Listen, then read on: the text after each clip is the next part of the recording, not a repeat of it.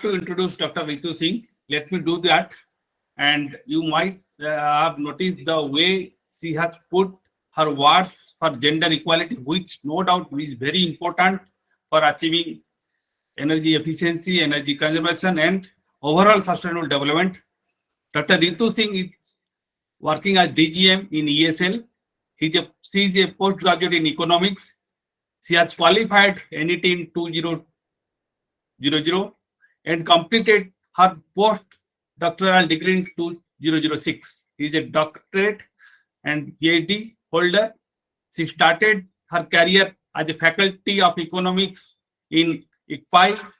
Then she has joined an NGO, that is TERI, worked in various capacity in the field of green growth, sustainable e-mobility. Now she has joined in ESL in April 2015, and she is working as regional manager of Rajasthan there and implemented various national flagship program of ESLs, Ujalas, and SLLP. All the flagship programs she has earlier implemented.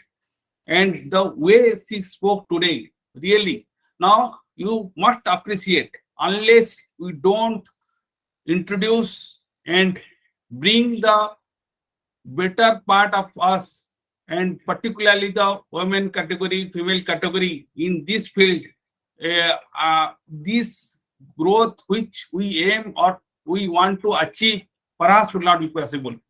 I congratulate the way ESL and Dr. Ritu Singh has elaborated, and they are working to bring that gender equalities. But yes, she has correctly said it is not enough, but require more number of such projects. Is it visible to everyone? Yes, madam, it is visible. So when this topic of gender neutral comes to our mind, so two things triggers our mind. One is that does the policy and programs and schemes of Government of India gives an equal impact on men and women? And does the sector, the energy sector itself, it provide equal opportunity to men and women as workers and as consumers? So while going through my presentation and the studies that I looked into to find out the solution, that what is happening and why it is happening and what are the gaps. So it shows that right from the education level, if we talk about, so STEM education enrollment in India for women, that is for science, technology, engineers, and mathematics, we see that there are only 43% enrollment till the graduation level of all the students who have been enrolling for the STEM education. And only 43% reach to the graduation level. And if we go to a higher education, to a level of PhD in science and in engineering, so that percentage dips drastically. It only remains like 3% for PhD in science and 6% for PhD in engineering and technology. With respect to research development institutions where scientists, engineers, and technologists work, so the global average is 28.4%, whereas in India, there are only 2.8 lakh women working as scientists, engineers, and technologists in research development institutions. And out of those 2.8 lakh, there are only 2.8 lakh people working, and out of those 2.8 lakh, only 14% are women. With respect to renewable energy, we understand that it is the solar that we talk about, or that is a synonym that we use for the renewable energy. And here the workforce for women, as the study shows of Indian International Energy Agency and Center of Council of Energy, Environment and Water, it shows that there are only 11% of the women who are working in the rooftop solar sector. And this still is a better number when we compare with other sectors in the energy where the women are employed. With respect to now women workforce participation of women, now global average, if we see in the oil and gas industry, it is 22%, whereas for renewable energy sector, it is 32%. And this study was conducted by International Renewable Energy Agency, and they found that their total employability world over, globally, it is 28% in the STEM jobs, 35% of women are employed in non-STEM technical jobs, and 45% are in administrative job. And on an average, if we see, it is 32%, which is still a better number. Whereas if you see in India, that number is relatively very low. For in oil and gas industry, there are only 7% women who are employed. Whereas in renewable energy sector, it is 11%. And out of that 11%, there are majority who are working as a support function, either for your in the business development or either for your design and pre-construction. So out of 11%, 34% people are in back office desk work. They are involved. Now, with respect to consumers, if we see that how much access is being provided with respect to energy efficient fuel, we see that only 59% of households use clean fuel for cooking. And this is a study which was conducted by National Family Health Survey in 2019 and 20. And it also showed that 85 to 90,000 tons of firewood was used across India. And out of this number, the maximum fuel wood removal was from Maharashtra, Odisha, and Rajasthan. And if we see highest removal per person, it was from Nagaland, Himachal Pradesh, and Tripura. But this number could be quite little misleading in the sense that when we talk about per person, so these states are smaller in size and compared to Maharashtra, Odisha, and Rajasthan. There was a primary survey conducted by Niti Aayog in the year 2019-20 to find out the grid connectivity, and they found that 13% customers were using non-grid electricity, and the sources were mainly like kerosene and solar. Across the customers category, if we see, the average availability of electricity per day is only 17 hours out of 24 hours. And we found that 40% of rural customers were not happy with the quality of power provided to them and with the collection process, with the billing and the collection process. And they had a lot of complaints from the utility staff. With respect to energy efficient product, if we see, so ESL, as you know, they work on energy efficient appliances. So one of the program was the distribution of energy efficient air conditioners, and we also reached out to domestic consumers. So out of 850 consumers, we found that only 24 were female and 826 were males. With respect to our Ujala product, that is energy efficient LED bulbs, so this was distributed in the rural areas, and the total beneficiaries were 20,436 persons, out of which only 2,56,000 were female, that is 13%, whereas 17,33,000 were male. So this also shows that with respect to your energy efficient technology which is being provided, there is a lot of gender inequality, whether it comes to access to technology or it comes to fuel. Now, what are the challenges that we see? So out of the different studies that I digged into to find out that what can be the challenges, or even with our experience when we are working in this sector, we saw that a lot of there's a self-perception and there's a little, I can say, inhibitions or confidence, lacking the confidence that whether we can really take over or we can all compete with our male partners when it comes to taking a equal responsibility professionally. There's inadequate participation in STEM educations, although there is a scenario, there's a transition happening, we are seeing the literacy rate improving, but when it comes to taking a STEM education, still that percentage is comparatively low. There's lack of career guidance, counseling, and mentorship. The hiring practices also shows that it is a little biased towards male, because if you see in most of the private organizations or even in the public organization, the management, or when it comes to your recruitment team, they're more like male oriented, and there's unconscious bias decision where they recruit more male when it comes to recruiting for higher positions. There's a limited mobility when we talk about the infrastructure available to us when it comes to like movement in night or flexible working hours, or for young mothers. There's the lack of resources available with respect to finance or land, or even with the incubation support which is available for venturing the new ideas for women. And there's also, if we look into like in the organization, at the workplace, there's lack of flexibility with the childcare facilities or flexible working hours for women.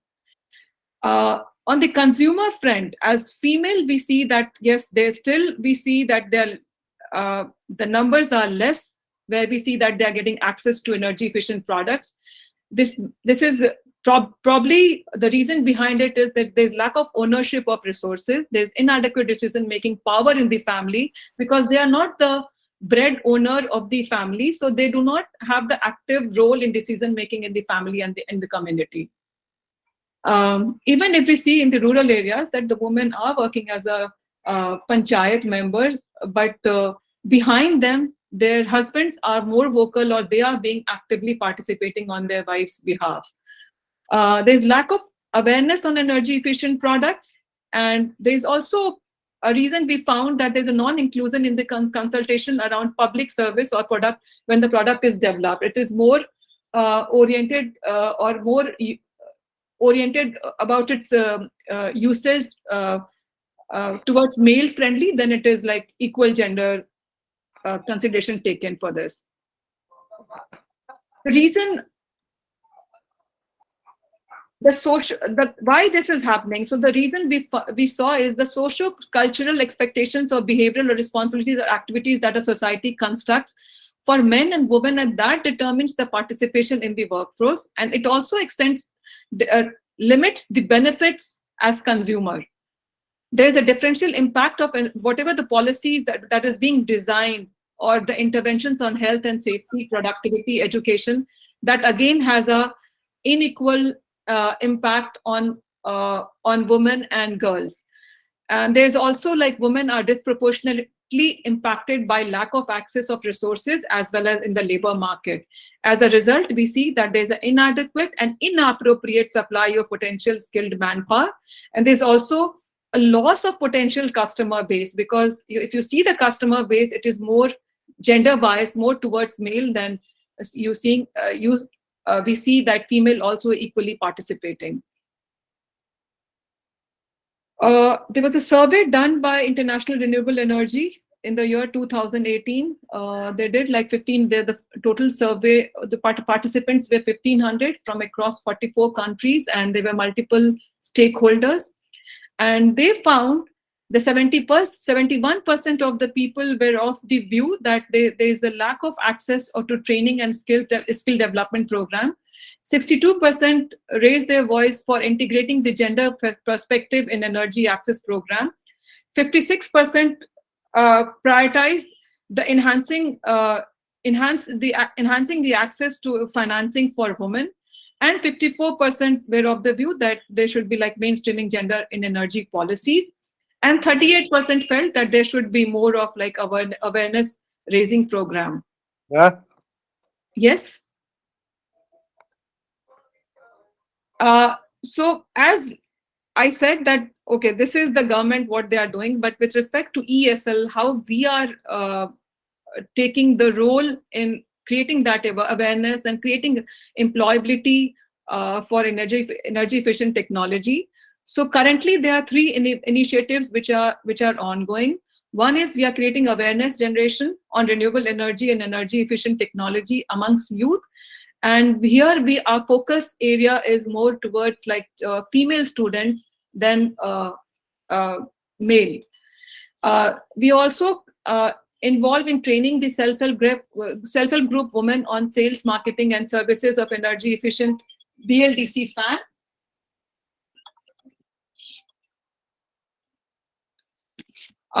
There is and third program that we are currently running is training the women as commercial driver using e-vehicle. So with respect to our awareness program for youth, we are we are also involving our state offices, and we are reaching out to more schools and IT professionals and colleges, where we talk about, we give them the overview of the different sources of energy, the consumption pattern, the sources of renewable energy, energy efficiency, energy conservation, and what their role could be when we talk about energy conservation as a professional and as a house in their household. And we also include, because we are working on our electric vehicle program, so we also include demonstration of electric vehicle to these young students. Recently, as we talked about, we saw that this is an energy conservation week. So one of our cluster office, that is the Southeastern cluster office, there they have they conducted a quiz and a painting competition in 30 schools with our partners who are working with our who are working with us in executing the programs. And the painting and the quiz competition was basically based on this energy efficiency, energy conservation, and renewable energy. We are also collaborating with the government school and colleges, and this awareness sessions and e-vehicle and interactive, we also have, like, we also take inputs from those young students, that how we can have a more productive demonstration or productive session with them, so that we improve our awareness program in the coming days.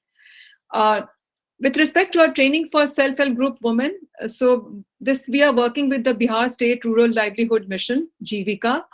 And Jivika, basically, they are these self-help group women have formed their company by name J Wires, and they are distributing energy efficient BLDC fans.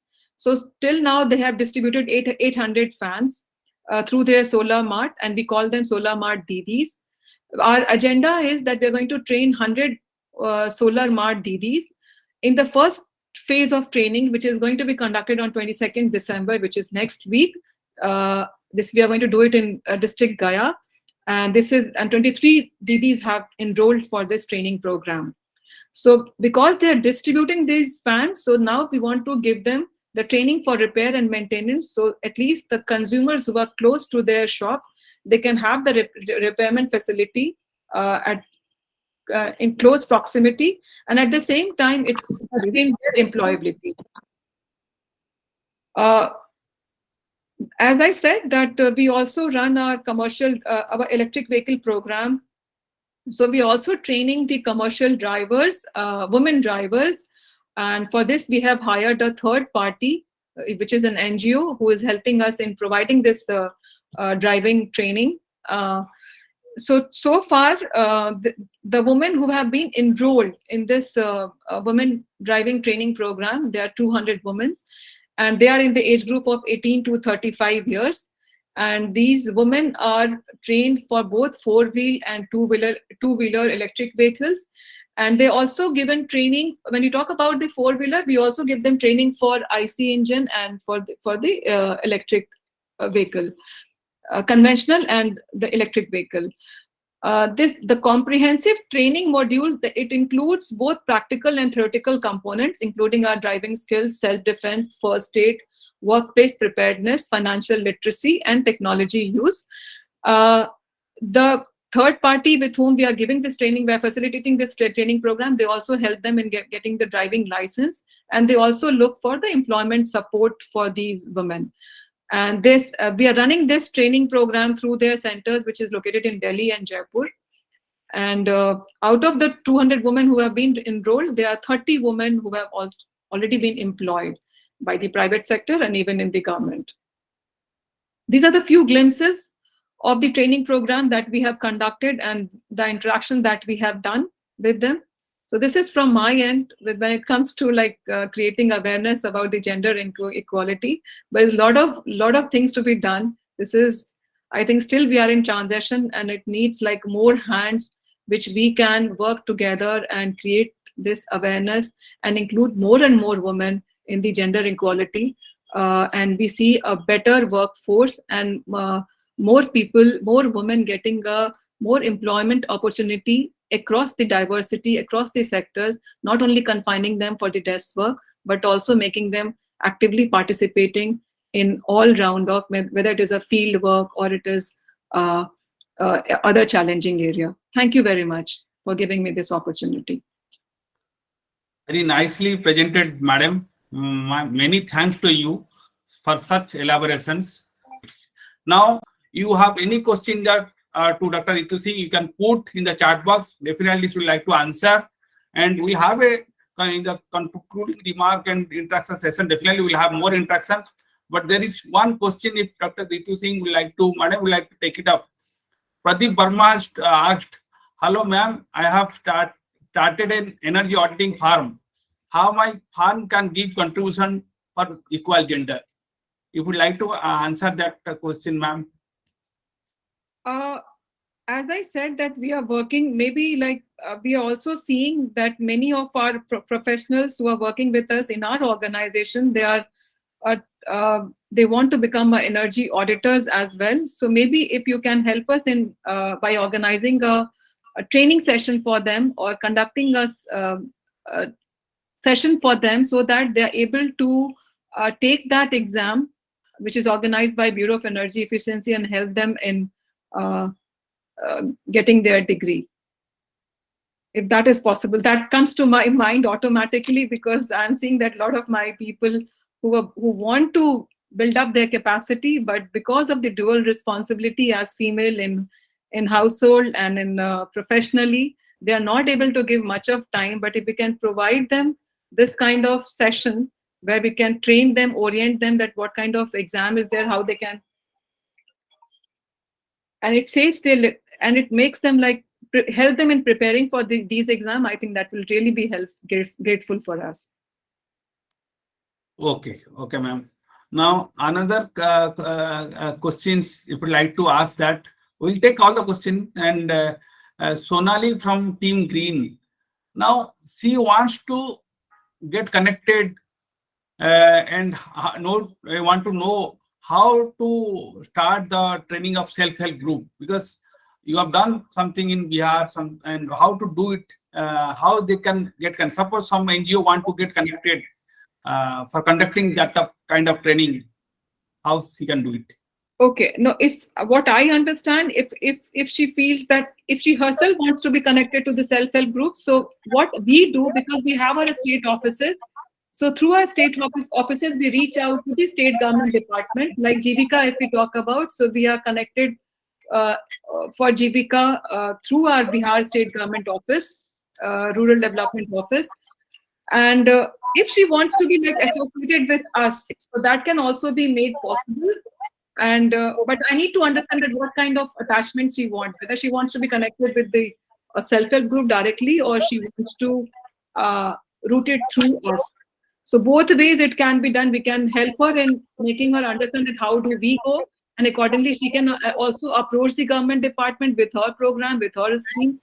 Or if she wants that she should be connecting independently, she can reach out to the government department with a proposal. That can also be done.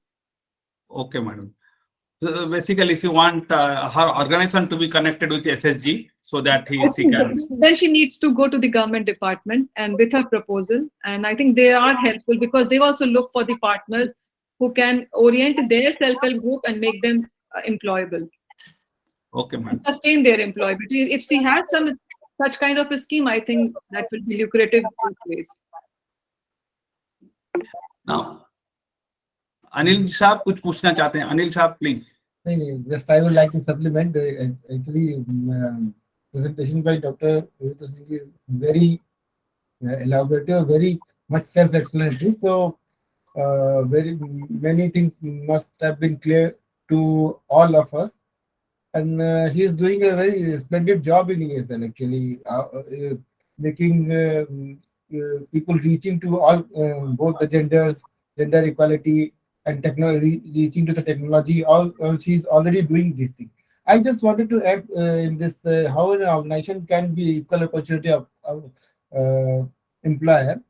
this one thing is there that government already has the ESG norms, and now we have to follow that: environment, social, and governance. So we have to see the environment sustainability, also social equality, social justice, and everything. So when we will start seeing all these things, then we will start finding opportunities for the gender equality also. Then the timing thing, facilities, making, as she was already telling, that giving facilities for various kinds of things for the women employee in the industry. For example, this creche and all those things she was referring to. So these kinds of facilities will have to be developed in the organizations also, so that the women can get supported, and they can fulfill their dual responsibility. So these kinds of things will come into picture once this ESG concept will take a leap and will be taken seriously, and this will become a norm for the because this will be required for sustainability of any project. That is what I wanted to add here. Nicely put in, sir. I appreciate that report. And definitely, madam, we have Mission Sustainable India. We are running it, and definitely we have more session. And I can see your enthusiasm for the gender equalities, and we'll have similar session in MSI as well, and we'll see how it can be more. Such activities can really started at ground level. Sonali ji, you have raised your hand. You want to ask a direct question? You can introduce. Hello. And yes, please. Very good evening, everyone. Good evening, ma'am. Good evening, sir. I am Sonali from Team Green. So, ma'am, जैसा कि आपने explain किया about gender equality in sustainable part of the employment. So, what Team Green is doing, हम लोगों ने एक self help group को adopt किया है. We have installed stitching machines for them and pattal making machines for them, and we are trying to train them and train more and more women over there. It is based on Arakeram Green Kendra हमने उसका नाम रखा है. So how can we like associate and how can we collaborate with your organization regarding this to हम और सीखें आपसे और women's को help कर पाएं इसके regarding. Good evening, Sonali. When I see you as like a young professional, so that makes me happy, because out of all the participants, I see only one person who is like Sonali, with whom I am talking, or myself. But please don't take it otherwise. No, ma'am. So, no, not for you, for others, I'm saying they should not take it otherwise. So, Sonali, you can engage. We also have one program where we do the assembling of solar lanterns.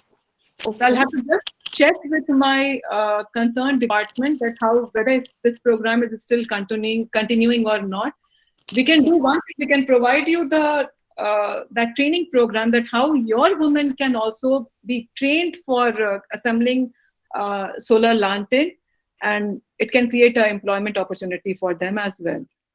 Okay. When it comes to BLDC fan, as I was mentioning in my presentation, so basically they are also involved in selling those fans. So if your women are willing to distribute the appliances which is running under our various programs, then maybe they can be part of ESL. We can involve them. So you just have to find out that what they are capable of, and accordingly you can take it further. Okay, ma'am. Yes. Thank you so much. Another question, ma'am, if you would like to take that,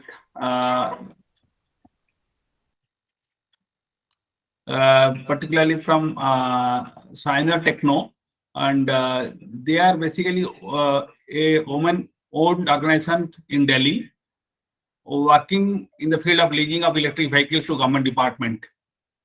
So, Siner Techno, you have any specific questions? Okay. Atulji, you have any questions? You have raised your hand.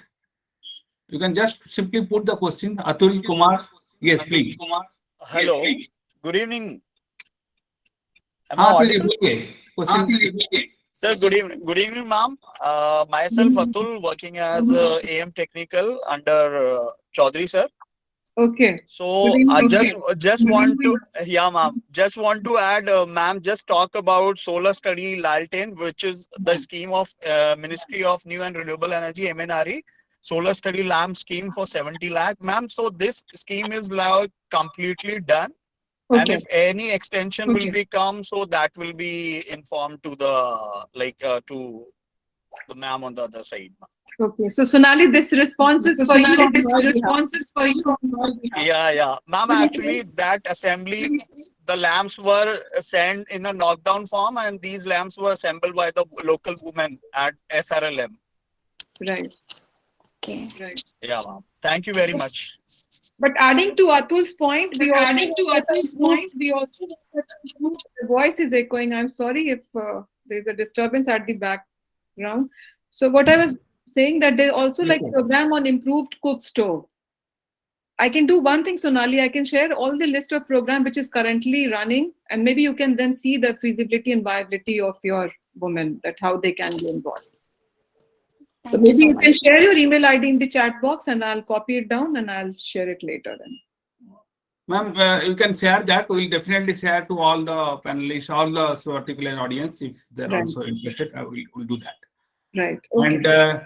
And Sonali, you can also put your email address in the chat box. Ma'am will Yes. specifically will consider it. Now, I'm thank you, putting the ma'am. official And, email it's ID. nice Thank you. talking and nice presentation. Definitely, we'll have more sessions from you in near future. Now, friends.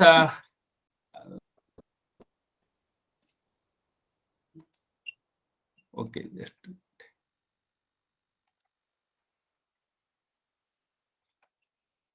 I think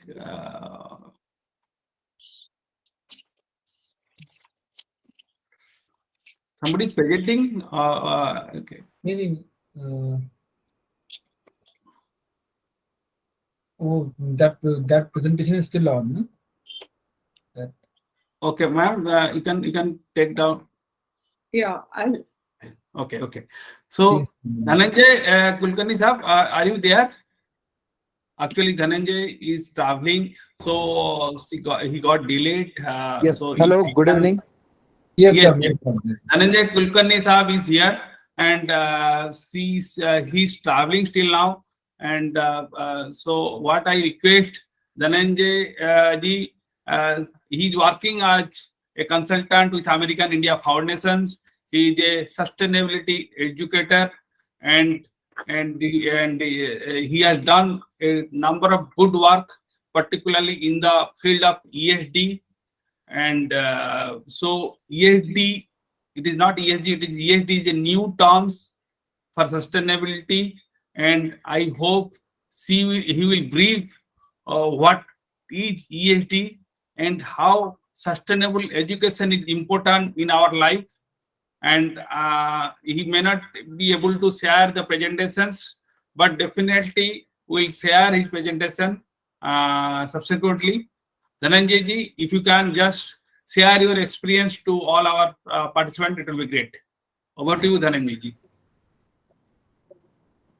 Yes. Thank you so much, sir, for the introduction.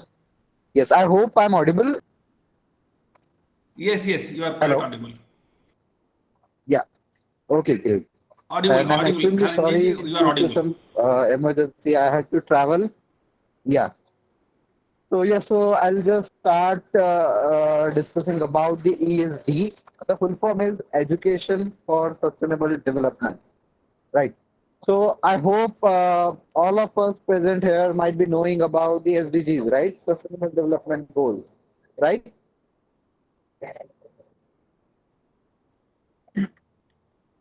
Yes. So I hope everyone is available. Everyone knows about the SDGs. But the question is, how do we achieve the Sustainable Development Goals? The question: what will be the most practical way to achieve the sustainability? What will be required for that? And as these SDGs were put into the action in 2015, so as they were designed, so at that time itself, the UNESCO which is one of the agency of the United Nations. So that has given the task for ESD, that is Education for Sustainable Development. So this UNESCO is responsible for implementation of the ESD for 2030. So along with Sustainable Development Goals, if we think about practical implementation, we need to make sure that all the people, currently I guess we just crossed the 8 billion mark of the human population on the earth. So how do we educate all these people? How do we communicate? How do we nudge these people to act, to change their behavior, to change their attitude for sustainability? So that is a huge challenge. And how do we achieve? So that is the whole research, the whole implementation ideas, the practical guide. So that is being designed under the ESD, that is Education for Sustainable Development. So it has five main areas. First one, and I guess if you are thinking about the answer for my question, so how do we implement the SDGs? So I guess if we brainstorm on this particular problem, we all will reach to these five action items, right? So first should be the advancing the policy, right? And that has been defined by the UNESCO as well for the ESD. The first is advancing policy. So we need to have the policy interventions. The change should also begin at the policy level so that it will be easy to implement. And if I talk about advancing policy, so currently the NCRT, the state governments, the central governments, the different nations are also working. They are defining their curriculum. Where is the scope to improve and add the ESD component into it?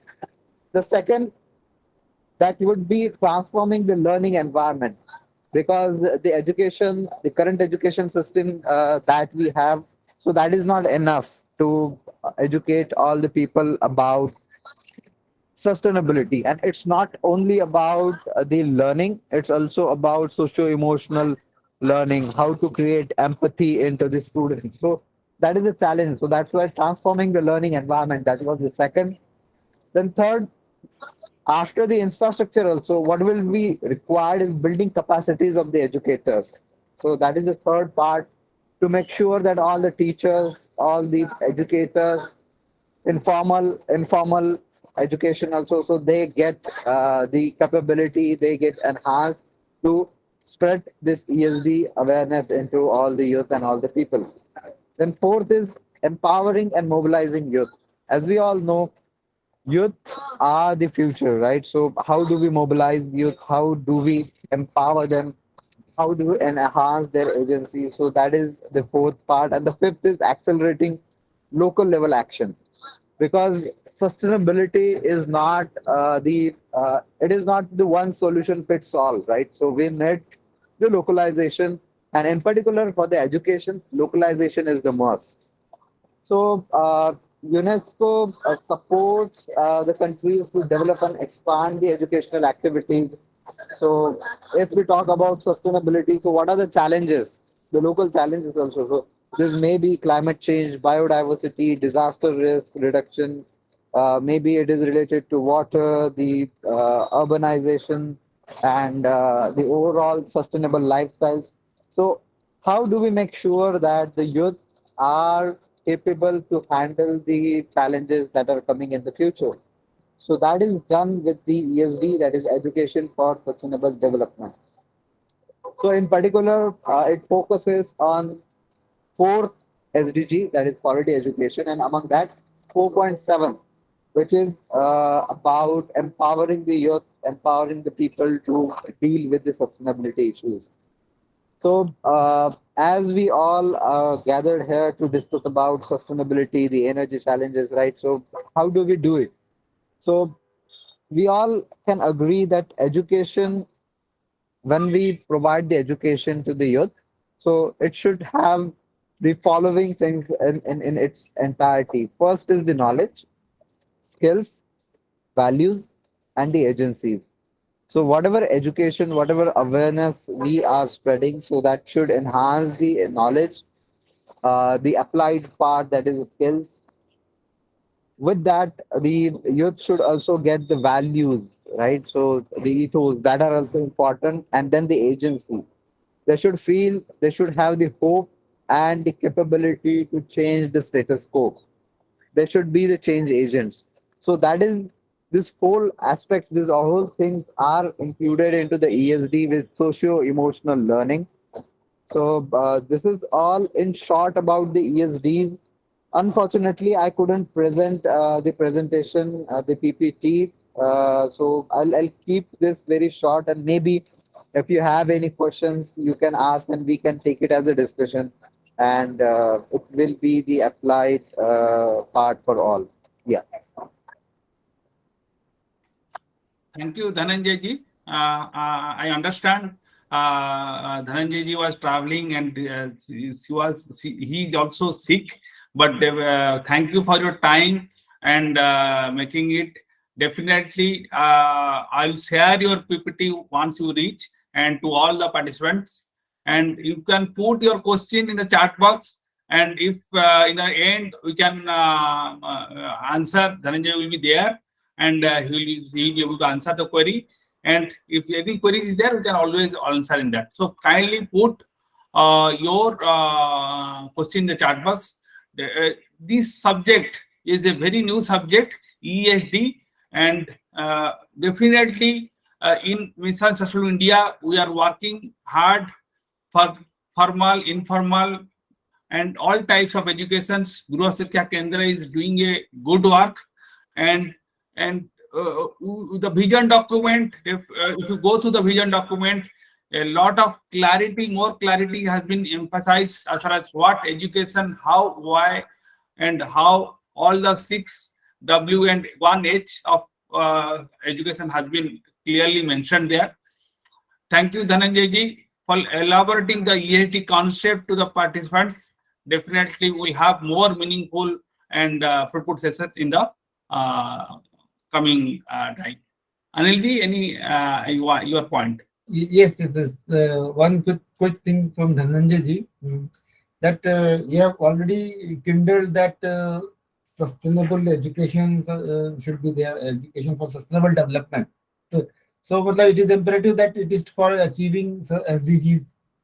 So, are we going to have some policy, collaboration with policy makers, some curriculum changes in the education boards, or it is going to be a separate kind of curriculum? What kind of structure you are thinking? While some children will go for education for sustainable development, what kind of structure you are thinking? It should be incorporated in our regular system, or it will be an additional system we should go? Uh, because it will require a very good amount of change in entire education system.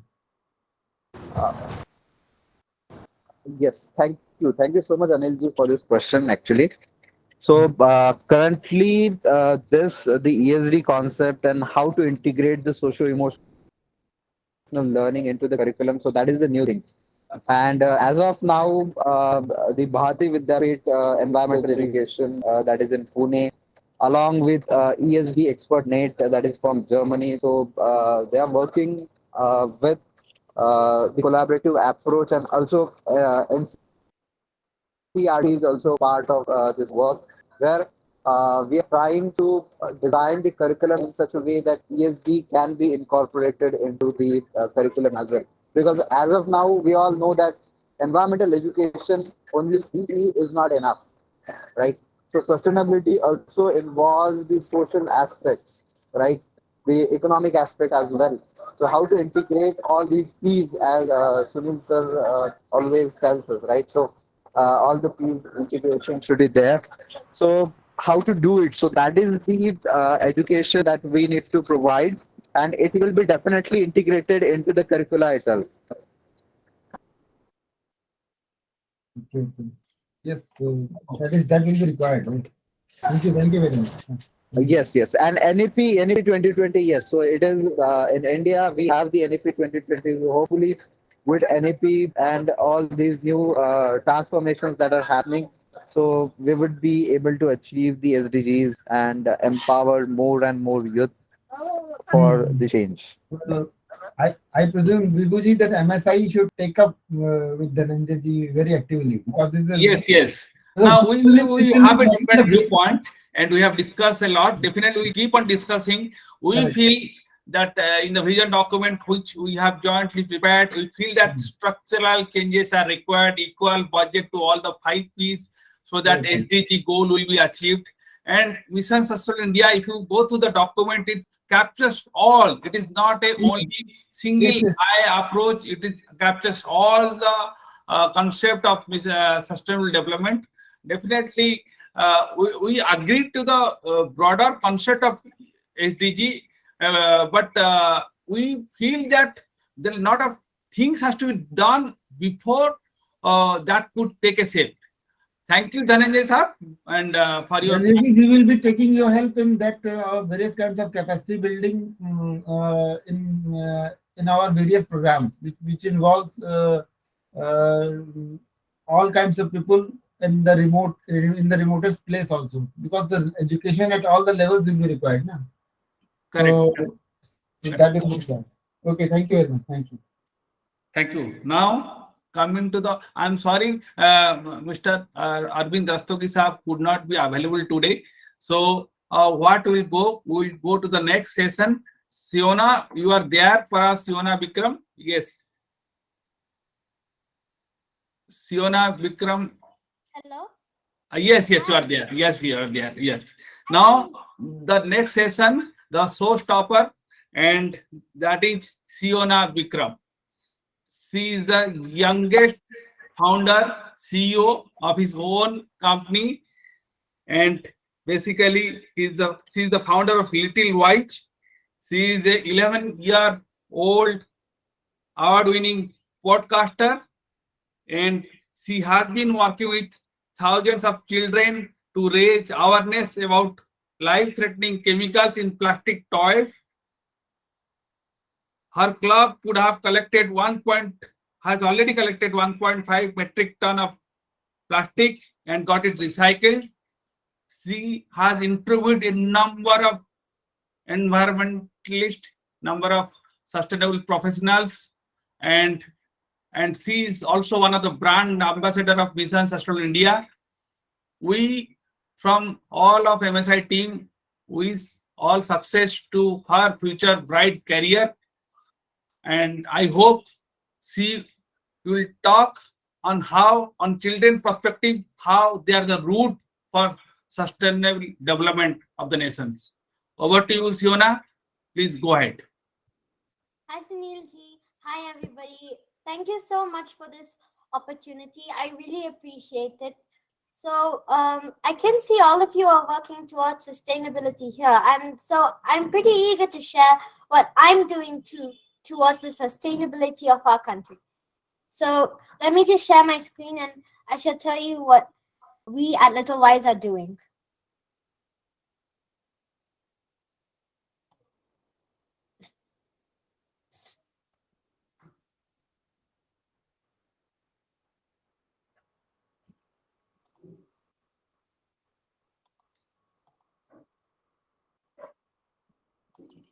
Can you see my screen? Yes, yes, it has come. Okay, so what all of you can see here on the screen is my podcast, Little Mind Chats. So I have been podcasting since the past 2.5 years. So Little Mind Chats has done many episodes. It's a reality-based podcast for children, and we have been doing it for 3 years now, and I even won an American award for it called Golden Crane Awards 2020. So, can you guess who this is? That's right. This is Dr. Ajay Kumar, the 39th Defense Secretary of India. And can you guess the episode number?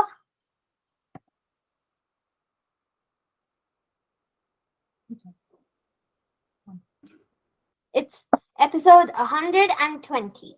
Oh, very nice. So, just in 2020, me and my family moved from England to India, and here's why. Just a few family reasons. But then in the UK, my mom was working, my dad was working, and I really felt lonely. So I decided to discover something new, and that was podcasts. And I started listening to these podcasts, and I got so intrigued to do my own that I troubled my parents to help me do my podcast. But since they were busy, we didn't have much time to start it until we moved to India, and everyone knows what happened in 2020, the great pandemic coronavirus. And that just gave us a great opportunity to start my podcast. Doing this podcast, I first started out as a fun project. It first started out as a way for me to fill my time, but then I realized that there's so much positive information out there waiting to be heard by children. And my podcast also revealed a surprising fact to me. Studies have shown that children are a lot more creative than adults. That is why our creativity and innocence, coupled with imagination and given a mix with expert advice, gives innovation and purpose. My purpose mainly started in season 4, Earth and Environment. Here are some interesting personalities I met during this season. This is Dr. Gerardo Ceballos. He's fondly known as the guardian of jaguars, and he is a professor working at the University of Mexico. He put forward this interesting theory called the machinery of nature on my podcast. Imagine this. You all know what this is. It's a brick wall. What happens if we pluck out a brick from the wall? The wall seems a bit weaker. Maybe if we take out a few more bricks, it becomes weaker. And maybe, yes, there's some dust coming in, some light, some rain, some more air. But what happens if we rapidly start taking out the bricks from the wall? Eventually, it will collapse. Each of these bricks is a species of nature, plant or animal. And remember, humanity is just one species in all of these bricks. If the wall manages to collapse, that means it's taking all of the bricks with it. And eventually, it'll take our brick too. This is the 5th mass extinction. Everyone knows what happened in this extinction. The dinosaurs went extinct. A comet came and wiped out all the dinosaurs. But right now, we are going through what is called the 6th mass extinction. Human activity has wiped out nearly 70% of the world's wildlife in just 50 years. Studies have shown this. In the 5th mass extinction, 76% was wiped out. The damage we have done is just 6% away from matching up with the 5th mass extinction. Species are going extinct every single day. Another interesting person I met is Hannah Whitney. She is an oceanographer and lecturer at the University of Liverpool.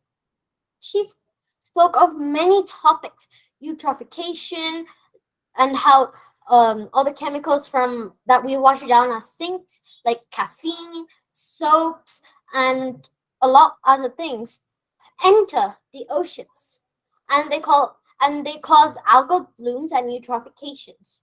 And since the number of fish is reducing in the sea, there's not many predators. There's not many fishes to eat these algal blooms, and so they are hurting the ocean. But as we all know, the ocean is filled with plastic, and that is why me and my mom decided to research more about this plastic. Why, when, how, where, and all more questions. A shocking fact we found out is that 2 garbage trucks worth of plastic enters the ocean every single minute. This is what we are doing to our planet. This is a result.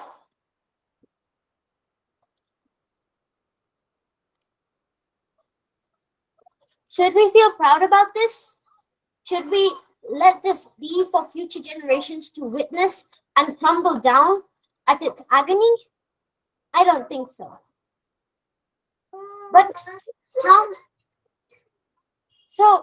much plastic has been produced so far? Any guesses? Well, let me break it to you. That's 90 billion tons.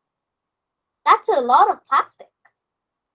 Well, half of that plastic, 40% to 50%, has gone into the toys and games industry. Toys is a $90 billion industry, and toys and games is $300 billion. UNEP itself has stated the toy industry is the most plastic intensive industry in the world. And toys is one of the most closely related artifacts with us, kids. Have you seen these? Have you seen these toys? Well, make sure you don't buy them the next time you reach out to the store. Why? Because they have chemicals of concern in plastic toys. These chemicals of concern are really bad chemicals like phthalates and a lot more.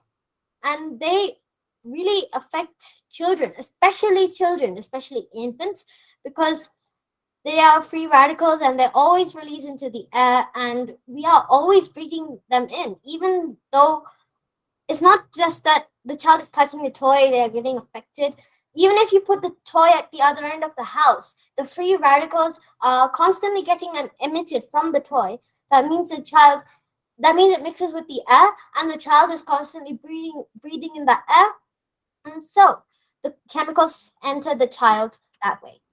And these chemicals, once they enter, they can cause cancer, they can cause early puberty, they can cause altered child behavior, infertility, and a lot more dreaded diseases that nobody wants to have.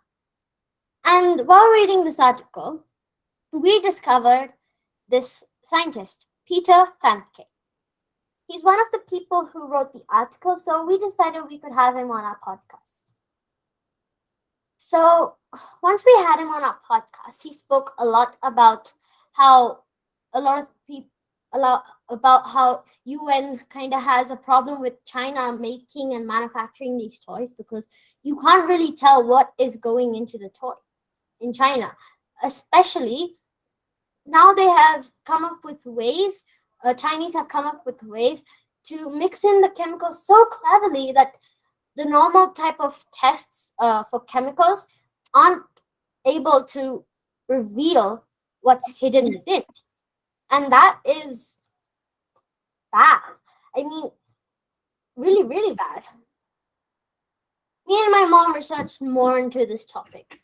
Cadmium, lead, phthalates, chromium, all were coming out of our research. In fact, most of the toys that were collected as samples from our country and a few others have been found with HBCD, which is a globally banned chemical by the Stockholm Convention. And Stockholm Convention doesn't ban things for no reason. But China definitely puts them in for no reason. That is why my heart skips a beat every time I see a child doing this. These chemicals are having a free entry, business class, first class into their bodies. And that is dreaded. That is really, really dreadful. That's deadly. Despite all of this happening, schools are still stuck in outdated information. They tell us only this: reduce, reuse, recycle, turn off the taps, turn off the lights. Don't do this. Change your bulb to LED, and just they end the chapter there. Full stop. All they care for is just a few pages of this stuff. But what they really need to put in is a lot more. They need to educate us more about this, because after all, it's our world that's getting affected, and we are directly getting affected by it. So me and my mom decided we had to do something.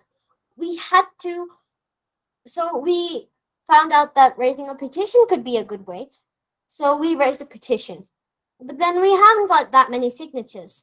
So we decided that is not enough. That's why we started Little Wise. WISE stands for Warriors Inspiring Sustainable Earth. Pretty cool, right?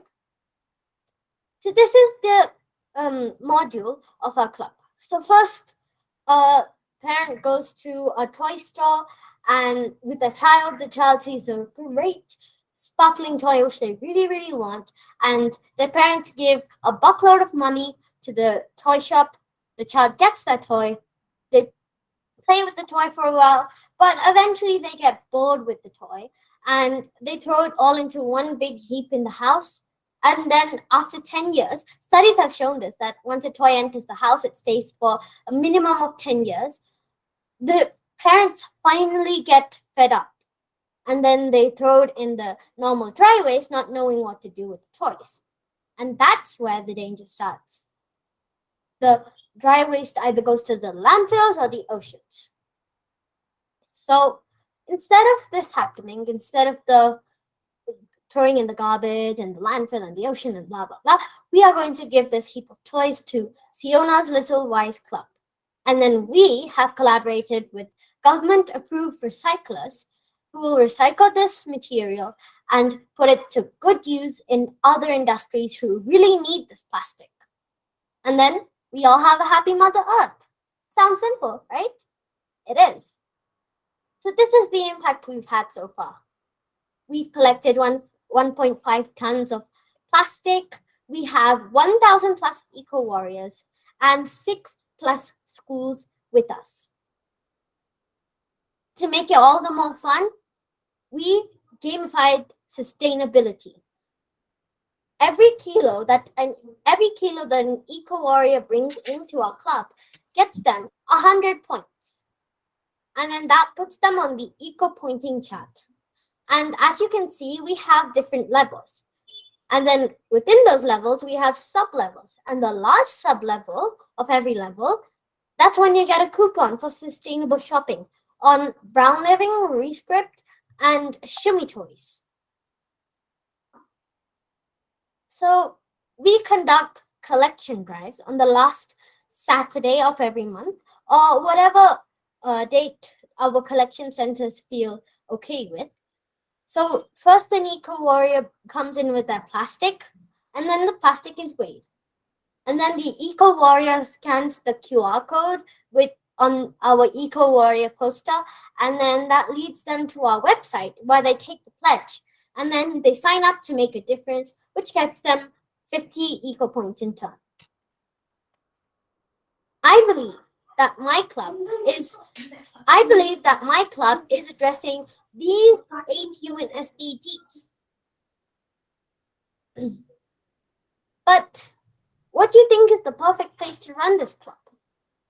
We tried apartments, we tried hospitals, we tried shopping malls, we've tried office spaces, but none of them really worked. Until we had one super place, schools.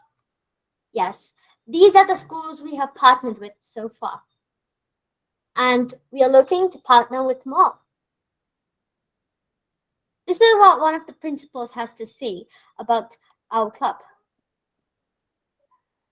Yuna, when you came to my school to thank my students, to express your gratitude, which was indeed a noble gesture, my students welcomed you like a celebrity. They were like, "Oh, look at her, Siona, who's just as old as us and creating a magic and trying to believe that she can bring in a change in the society and trying to influence thousands of young minds towards a plastic-free society." Amazing. You have exemplified where there is a very, very severe. Hats off to you, kid, and we are there with you. We will definitely support you in all possible ways. I have been talking to my friend principals and I'm telling them this is a wonderful initiation and they also should join their hands. All the best, and we are with you. Thank you for so much support and the beautiful school. Yeah. So we also collect stats of our plastic collection drives, and this is what they look like. So in each school, to help us run the club, we have this lovely team of people called Eco Commandos. They are mainly students of the school and they help us a lot. So here are some of our Eco Commandos. We also, as you can see, there's also a group of college students. We call them as volunteers. They help us, they help the Eco Commandos run the club. So all of this gives out one big message. Sustainability starts with kids. Please allow us to save our planet from any future disasters, from the disaster it is going through right now. Please allow us to express our love for Mother Earth. But all of this is still not enough. So what we are deciding to do is a marathon. Yes, the name of this marathon is You Are for Earth, or Youth on Plastic Action for Earth. It will be held on the January 29th of 2023, Sunday. So I'm hoping to see as many people as possible. And last but not least, thank you.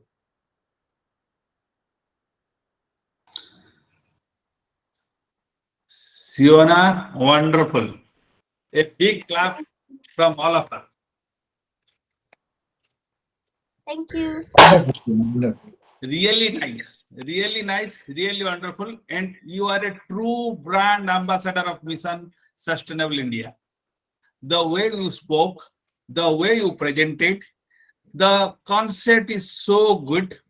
And I love to actually do a number of sessions for you, for our Mission Sustainable India, so that your club reaches to each school of the country.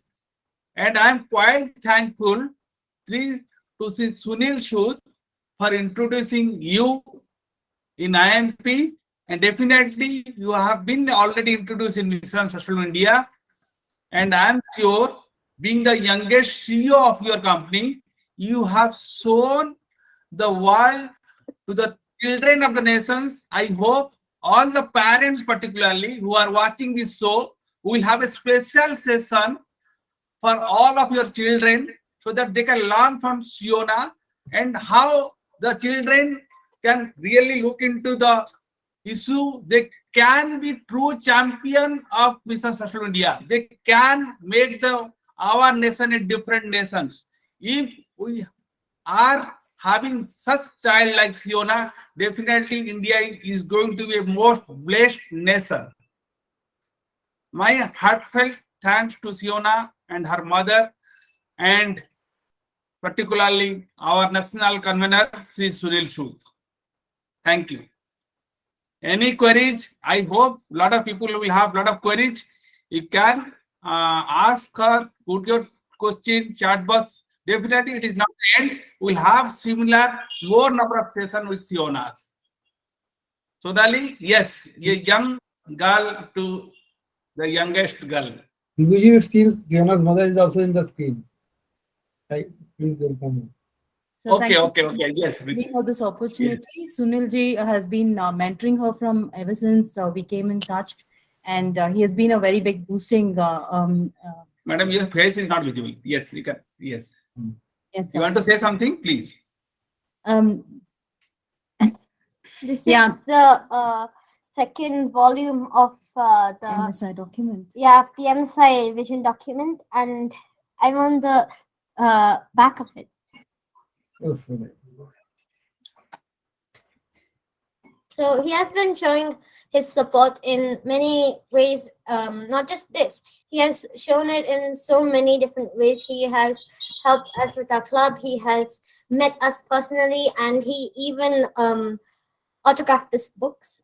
And so much more. I can't thank him enough. Sir, we request everybody to please become influencers in the upcoming marathon. We are looking for so much support from people around India for this big marathon, because we want to make sure that the voices of children are coming out, and this kind of lifestyle for our children is not acceptable. So we will put in the links and everything on the MSI group. Whoever wants to either donate or become influencers, please do let us know. Thank you so much for this opportunity for Siona. Yeah. Thank you. If you want to know more, please contact us at our WhatsApp number, which is 63663059959. Wait, let me just put that in the chat. Yeah, that will be great. Preeti Kumari, you have a question. Preeti Kumari. You can Good ask. evening all. Good evening everyone. Yeah, hello. I'm hello. Yes, go ahead. Put your question. Good evening everyone. I'm Preeti from the team Green. जैसा Sonali Singh as of our one colleague, he also joined. Sir, मेरा एक question है सबसे, like हम लोग जो organisation हम लोग का है, we are planting trees on every Sunday. हम लोग का काम मतलब ट्री प्लांटेशन हम लोग करते हैं. 3 साल से हम लोग सेम काम कर रहे हैं इन रांची झारखंड. तो बहुत सारे ऐसे लोग हैं सर जो इस चीज में अवेयर नहीं होते हैं. लाइक वो लोग, उनको पता है कि हमारे अर्थ में क्या चल रहा है या फिर अपकमिंग फ्यूचर क्या हो सकता है, जो कि बहुत डेंजरस हो सकता है. बट लॉट्स ऑफ पीपल यहाँ उस चीज को सोचते ही नहीं, या ये बोल सकते हैं कि वो इग्नोर करते हैं. आई डोंट नो रीजन क्या है, but we want to know कि हम लोग इस चीज को कैसे अपने शहर में बढ़ाएं, कैसे लोगों को अवेयर करें और कैसे हम लोग अपने मदर अर्थ को बेटर कर सकें, because it's our responsibility. Priti, you are right actually. The things will not happen on one day, but it has to happen very soon. And because at the stage which we are now, is everything is wanted yesterday. So better we learn soon, and that's the challenge for all of us. And the people like you and the Siona, the way she has told today, and you see the total mission sustainability India. Energy conservation, resource conservation, mission sustainability India, and the education or system to also to amalgamate all those things. So everybody has to come in tandem, and then only things will start improving. People have become conscious now, at least. But this is very least of the things which we can imagine. Least of the things, because it has been told also, everything is wanted yesterday. We have already you harness exploited all kinds of resources. We are living in the peril. So these are things are required now very immediately. Anyway, all the best. All is in the way. All the best, Preeti Kumari ji. And definitely, I understand. Definitely, we need to involve a lot of children, particularly in Mission Sustainable India. Not only it will achieve our aim to give quality and sustainable education, but the work which you are doing that can be replicated with other children. And because when the whole, particularly we people could not care for the Mother Earth or our nation, definitely for you, the way you are doing is need to be promoted. Definitely would like to influence all of you. Now, Ramanand ji, you have a question? Yes, please go ahead. Unmute kiriye, please. Titi, you can mute yourself. Thank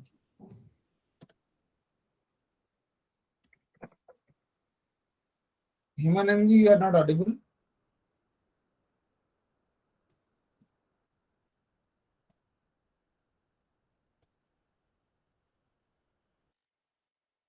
Ramanand ji, आपका voice नहीं आ रहा है. You can put your question in the chat box if there is some technical issues.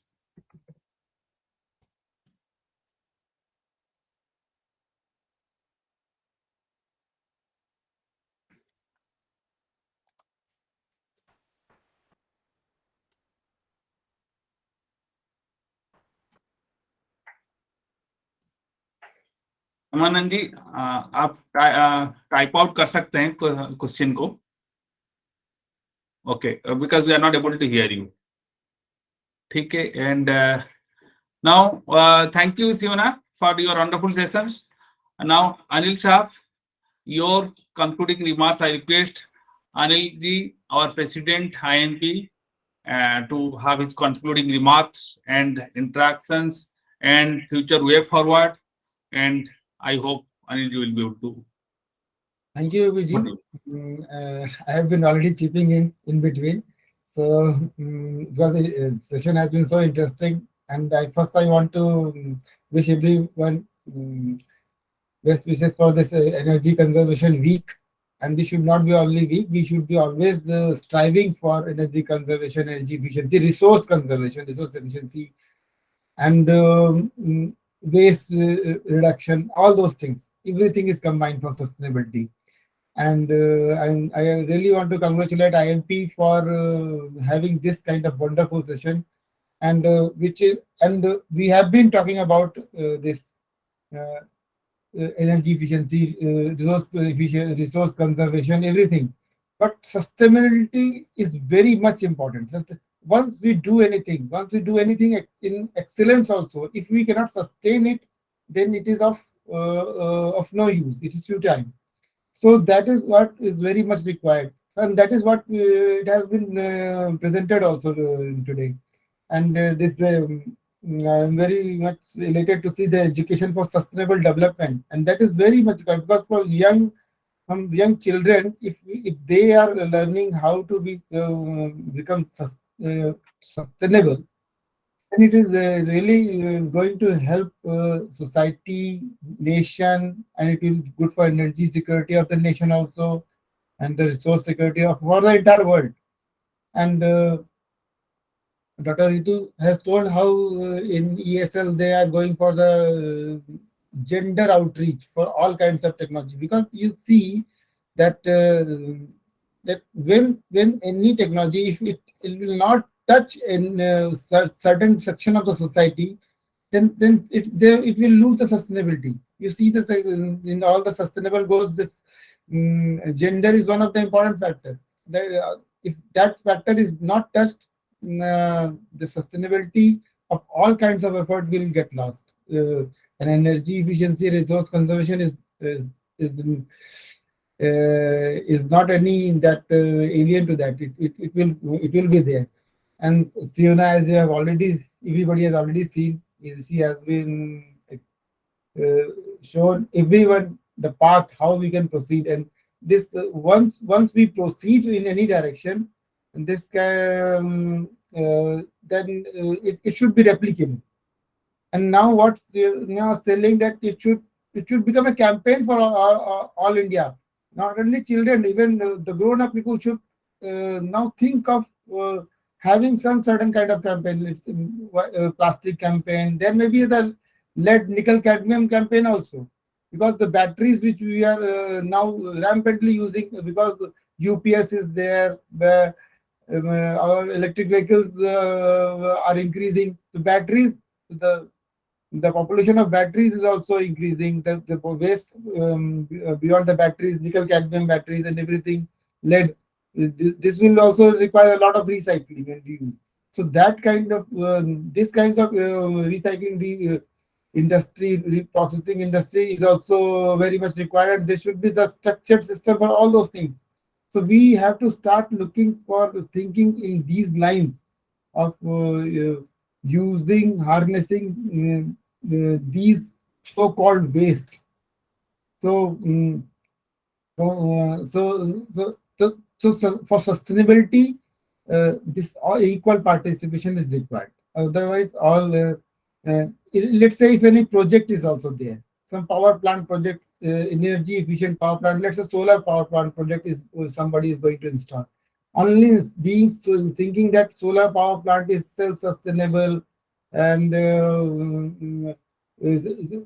so-called green initiative will not help unless all kinds of ecosystem is supporting that.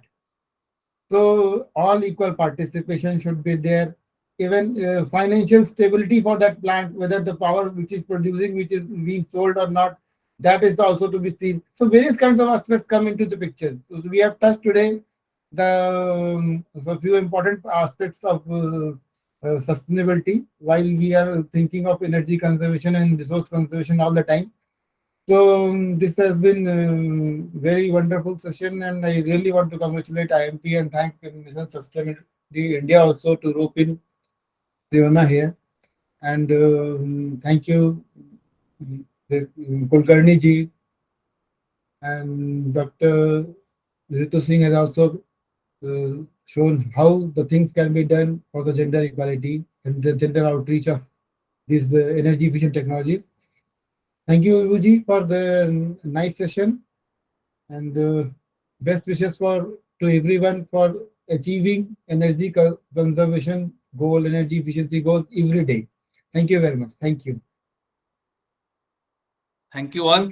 With this, we close today's webinar, and we'll share the PPTs. You can join Energy IMP, and we'll also share the link how to join IMP, particularly all the energy professionals. And definitely we'll carry out similar more number of sessions in Mission Sustainable India as well. Thank you. Good night. Subhratri. Jai Hind. Thank you. Good night, everybody. Bye. Thank you. Bye bye. Good night, everyone. Thank you, everyone.